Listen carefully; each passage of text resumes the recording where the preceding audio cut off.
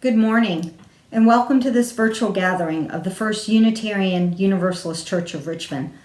My name is Suzanne Short, and I am pleased and privileged to be serving this community on its board of directors.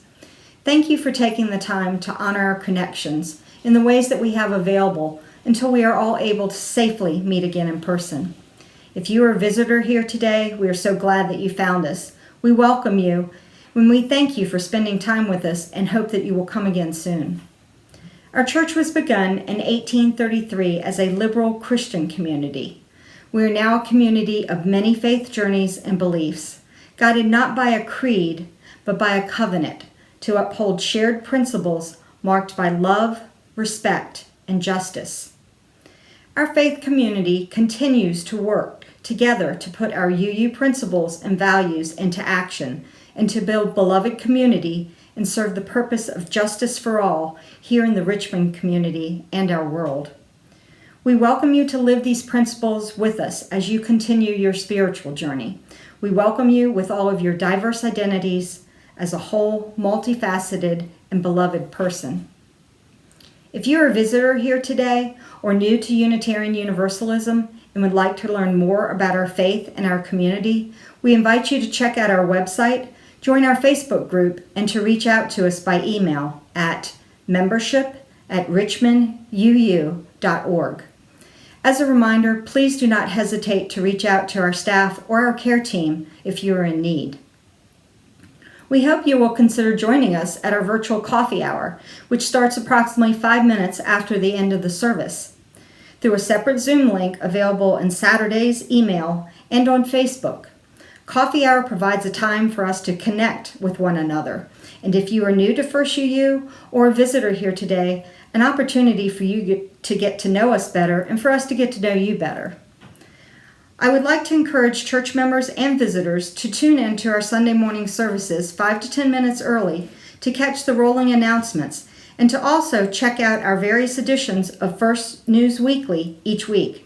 This is a good way to stay informed about things that are important to our church community. Again, welcome to this joyful Sunday, made sacred by all of us being together, worshiping, and sharing our time with each other.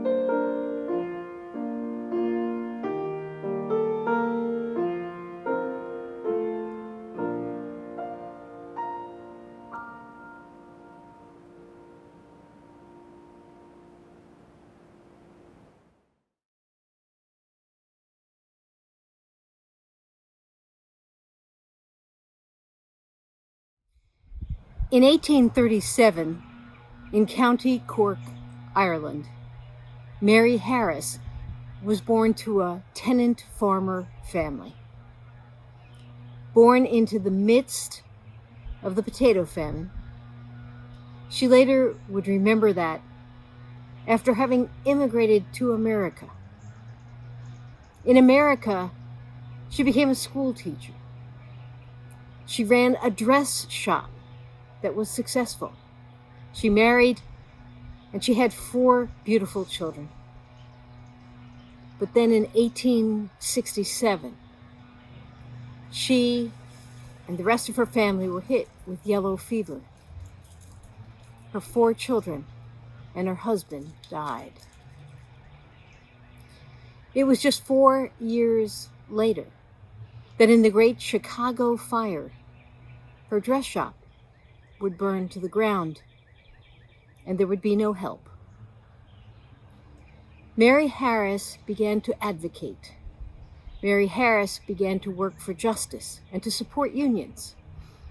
Mary Harris became Mother Jones, the great labor leader and advocate for the working poor of America. Mary Jones is just one of millions and millions of mothers who have found in themselves a bravery that arises almost with the obligation of birth. We want to talk today about the brave mothers of this world. We want to talk about the bravery in every mother, especially those mothers who face the challenges of sending their children out into this world and hoping they will thrive. Welcome, everyone, to our time of worship. It is Mother's Day, and we want to recognize the brave mothers of this world. I'm being joined by Greg Greenway, and of course, Jamie's on hand. We are ready, truly, to celebrate this bravery. Won't you join me? I light this chalice in honor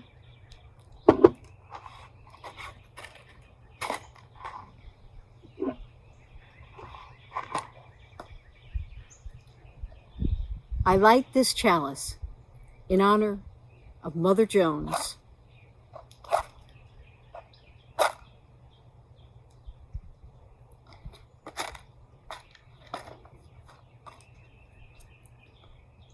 I light this chalice in honor of Mother Jones and the brave, brave mothers of this world.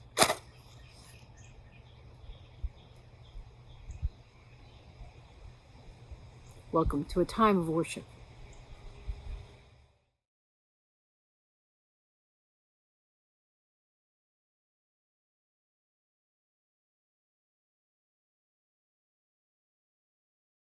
You are never in the same place twice, as balls of fire and balls of ice spin in space of their own device. Somehow it holds together, and all the creatures great and small imagine life before the fall. They see their own and then guess it all. Somehow it holds together. But the time will come when the winds arise. You stare across the great divide and jump the cliffs with a dream to fly without knowing the weight of feathers.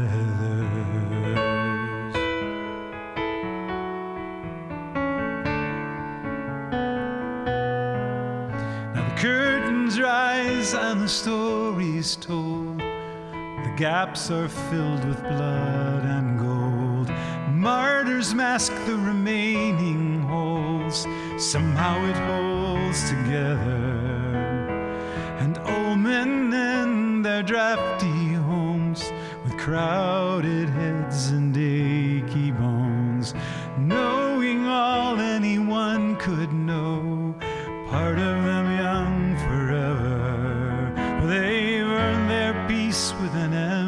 sky with broken hearts, with battle cries. The day they jump the cliffs with a dream to fly without knowing the weight of feathers.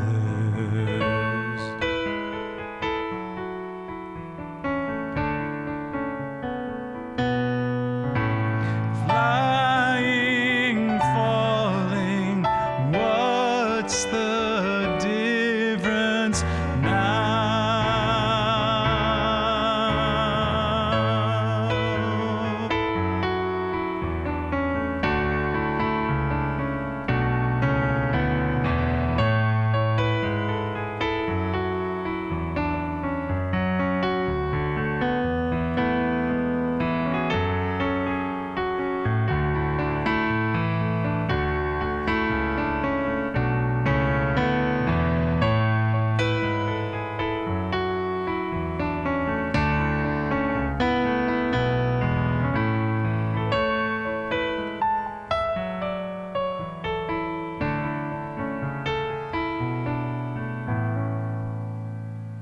Take with me your deep blue eyes, your fondest hopes, your best advice.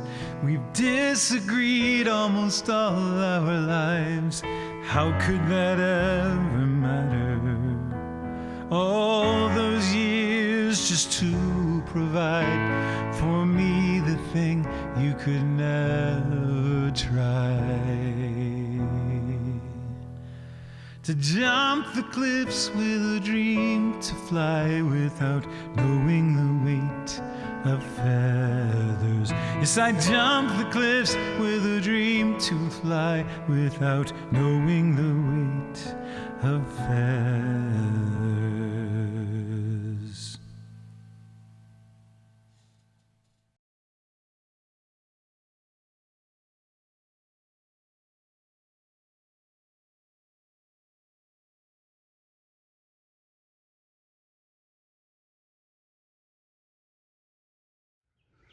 Will you join me in a time of reflection, contemplation, and prayer?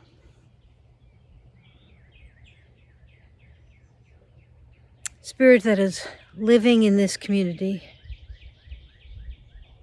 bless us with hope and peace. Our losses this week are growing. Tony Welsh unexpectedly passed away this week, leaving a legacy of love,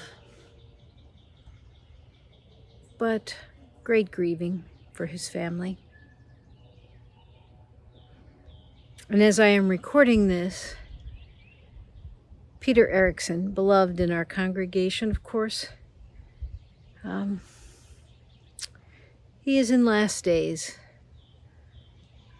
Cancer having grown quickly, and he's resting, but perhaps by the time you see this, he may no longer be alive.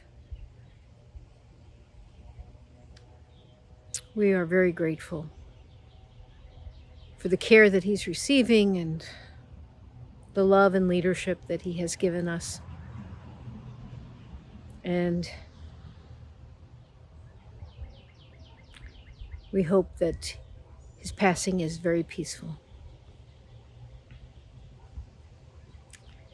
In this time of difficulty, let us pray for the wisdom to be able to celebrate people's lives robustly, for the capacity to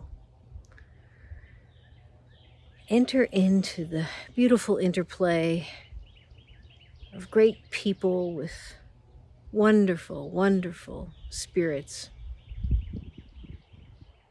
who are here with us, sharing their fabulous selves, and then gone. Taken up into the great, great beauty that is everything in this world. Spirit of life and of love, teach us to treasure this moment and then the next, so that we might be truly human, truly humble at all that we've been given, and truly alive to meet the next moment. This is our prayer, our hope, our striving goal. May it be so.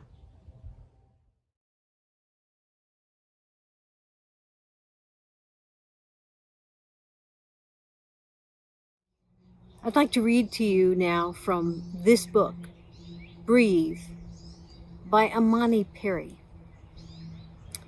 It's been an honor to read this book. It's a letter from a mother to her sons. And it is an honor particularly because in the acknowledgments in the back, she says, "Thank you to the entire Beacon Press community, especially my editor, Gayatri Patniak, who envisioned this book." For those of you who don't know, Beacon Press is a Unitarian Universalist printing press, one of the most respected in the country. Let me read to you what she wrote in the early pages of this wonderful book written to her sons. Mothering Black boys in America, that is a special calling. How do I meet it? What is it like? How do I meet this calling? It is like cultural diamonds, perhaps? Pressure that is so tight that it turns you, black, into something white and shiny and deemed precious and valuable? No, that is no good.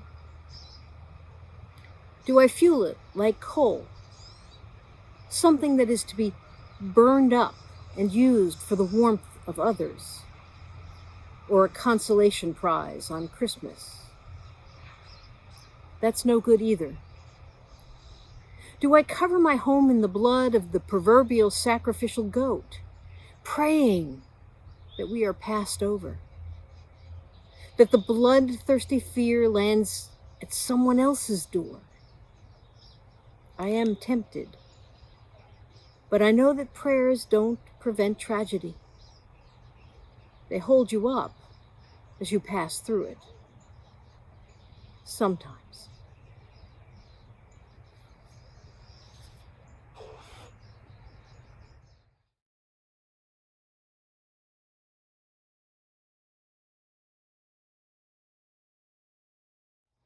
I hope you'll understand that in my neighborhood, there's always landscaping noise going on. There may be some in this sermon. Our topic today are brave mothers. I shared with you that terrible, terrible beginning that Mother Jones experienced as a child in a potato famine, as a woman who worked hard and tried to live into the American dream and had yellow fever steal from her every wonderful thing she loved. That she lost her business soon thereafter. And she began to see the terrible, terrible patterns that working poor had to endure, the oppressions in the 1860s, 70s, 80s of the robber barons who wanted them to work for nothing so that they could amass still greater fortunes. Something not unfamiliar to these times. She became a union advocate because she believed union standards and union employment could bring people together to demand the wages that they deserved for the incredible labor they were being asked for. 12, 14 hours a day. She was particularly concerned that there were so many children, 8, 9, 10, 11, 12, who labored 14 hours a day in dangerous, terrible conditions. She relayed stories of seeing people whose fingers had become tangled in the machines, scalps and hair had been taken away by machines, that safety was never a concern, and that these young people would be exhausted, half-starved, and that they would then go home to tenements where they slept on pallets on the floor, so overcrowded was the place they called home. She was outraged. And she was outraged particularly at the great powers that be, the business leaders and the business owners who told the miners to work harder and faster in ever more dangerous circumstances. She was there at Matewan.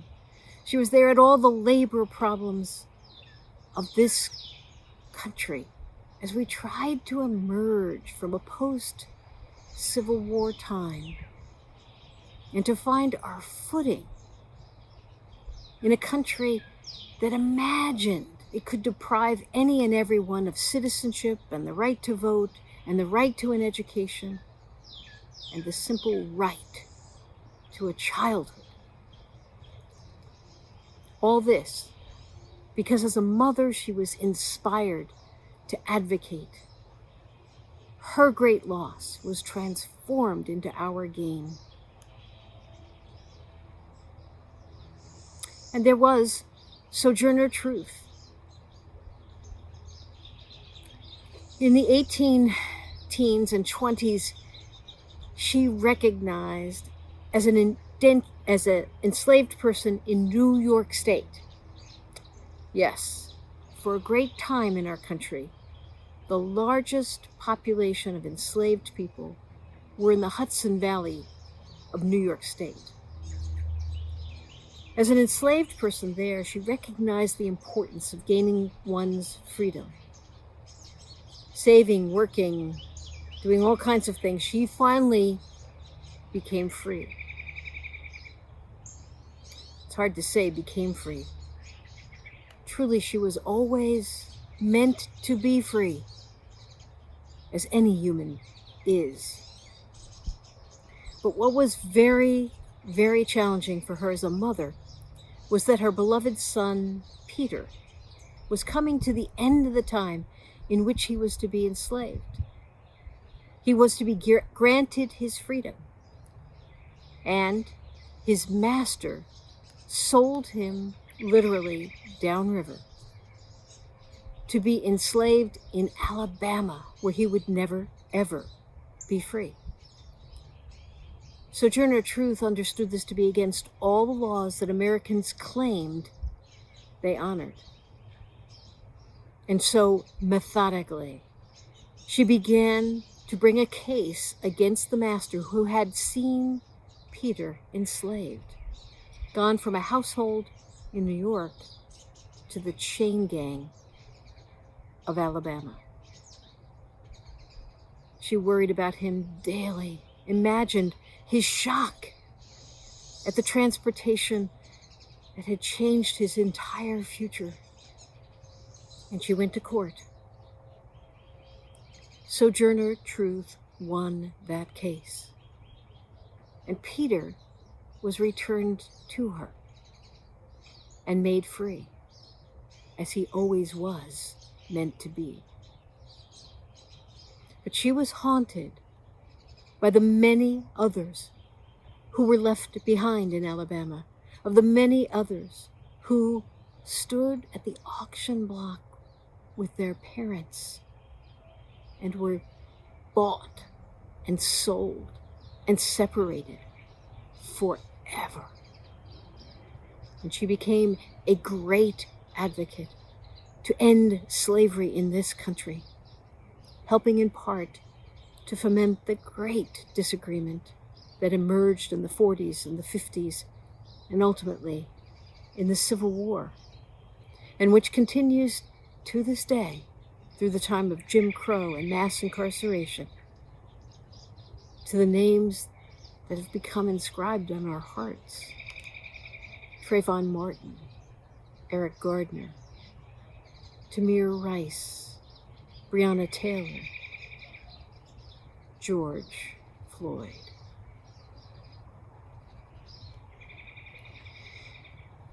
Brave, brave mothers. And to them we add the voice of Imani Perry and her book, Breathe. We could add others whose reflections in literature, in drama,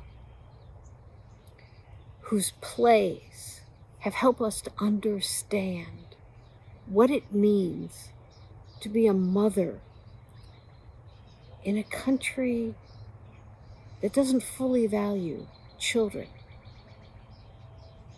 one in which large portions of the population are unconcerned with what is best for the children, who don't imagine the collective nature of raising up a generation and think instead only of their own children, only of their own and no one else's. If Mother's Day means anything, then you and I must be able to support those mothers who watch their children walk out the door. From the moment they are born, every mother knows one day their children will leave. And the tremendous sacrifice and love they make still must be seen and understood in the light of those days when each child must leave that home and go out on their own. Greg Greenway was so inspired by Imani Perry's writing that he created a second song about mothering. The first you heard earlier, written about his own mother. And the second about that great separation that is to come, as he understood it in his own life and through the eyes of Imani Perry as she shared it.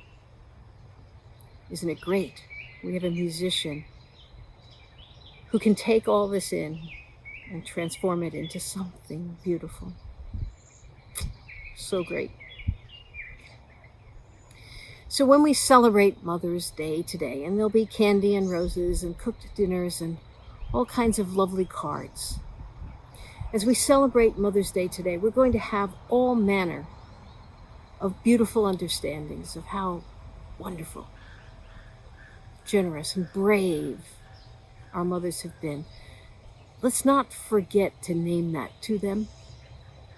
Let's not forget how many goodbyes have caused them to stop breathing just for a few minutes, an hour, a day, as they wondered, would you return safely? And how much more that is for some mothers than for others. And resolve to do some small thing in honor of our mothers, to make this a world in which the children belong to all of us in some great and beautiful sense, in which we want every mother to see them return and every mother to be able to breathe. May it be so.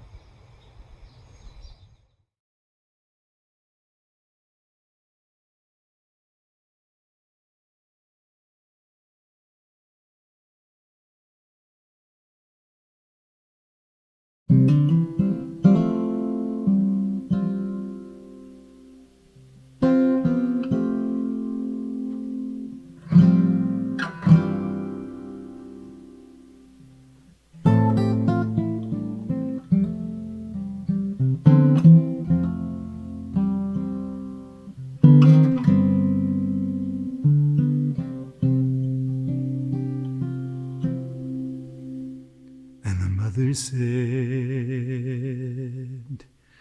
when I see you going, I forget how to breathe. But every moment since you're coming, held the moment you would leave. Once you could not live without me. Your whole world, the two of us. Now I'm standing here behind you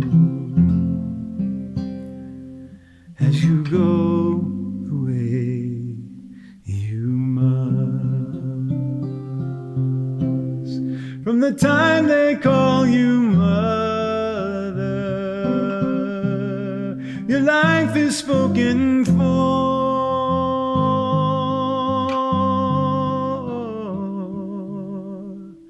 and you are never truly breathing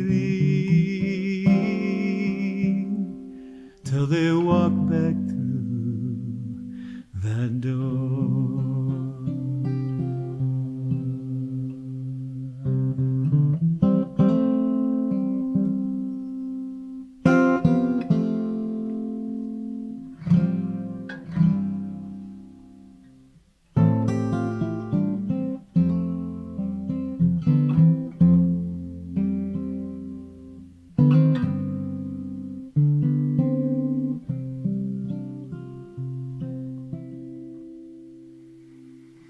Once your thoughts would slowly travel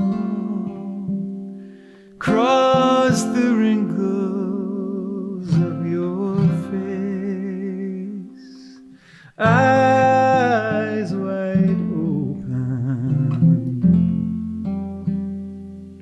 tiny fingers reach in space. Now your furrowed brow tells me that your thoughts are yours alone. Though I know you, I don't know you. You are mine, you were all your own. From the time they call you mother, your life is spoken for.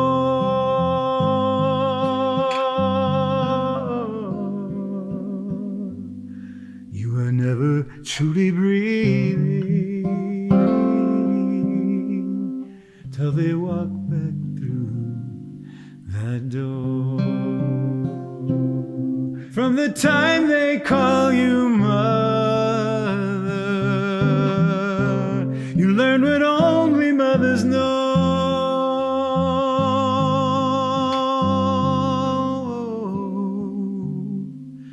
The joy, the gift, the sadness of giving life and letting go.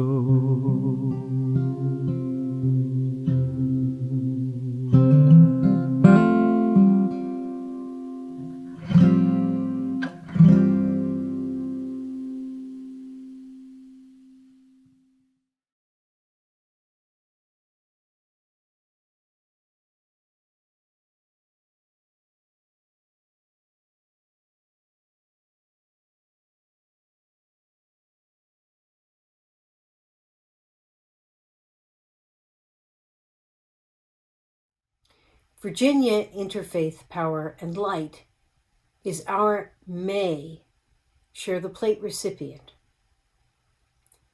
Virginia Interfaith Power and Light is a local affiliate of a larger Interfaith Power and Light network.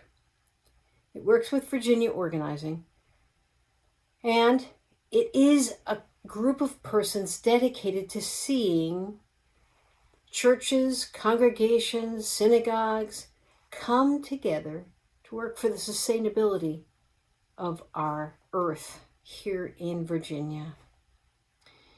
It's been around for quite a while, active, very active in the fighting of the pipeline for Richmond Hill, other advocacy work at the General Assembly. Virginia Interfaith Power and Light is doing the work to push back into balance our relationship with the earth as a commonwealth, as religious people, and as individuals. An offering will now be taken and gratefully received. Virginia Interfaith Power and Light.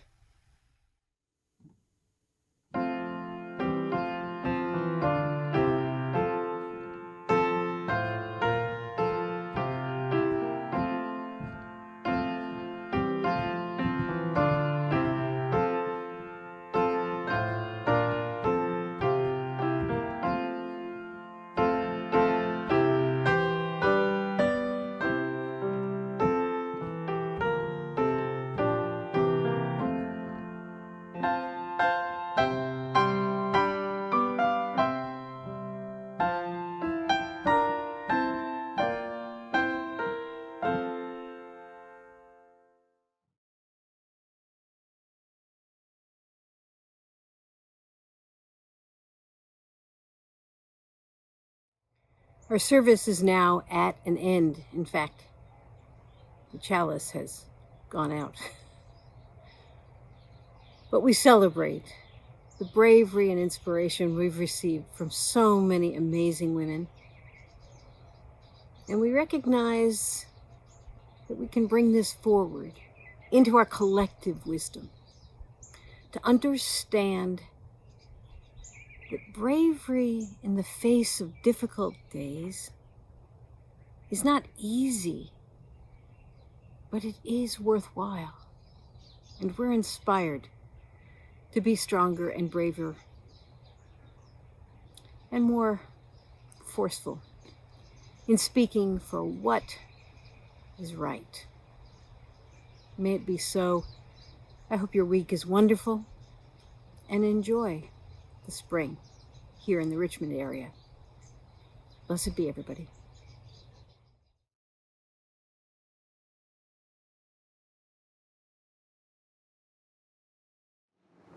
Bright morning stars are rising. Bright morning stars are rising.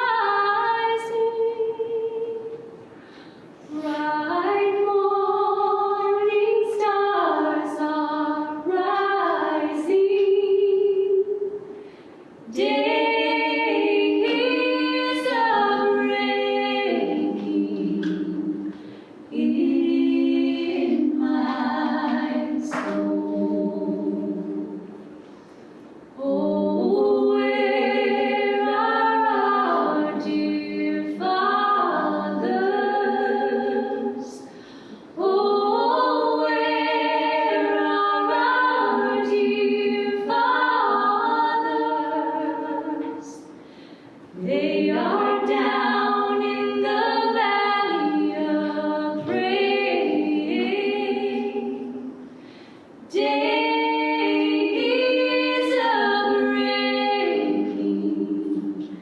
in my soul. Oh, where are our dear mothers? Oh, where are our dear mothers? They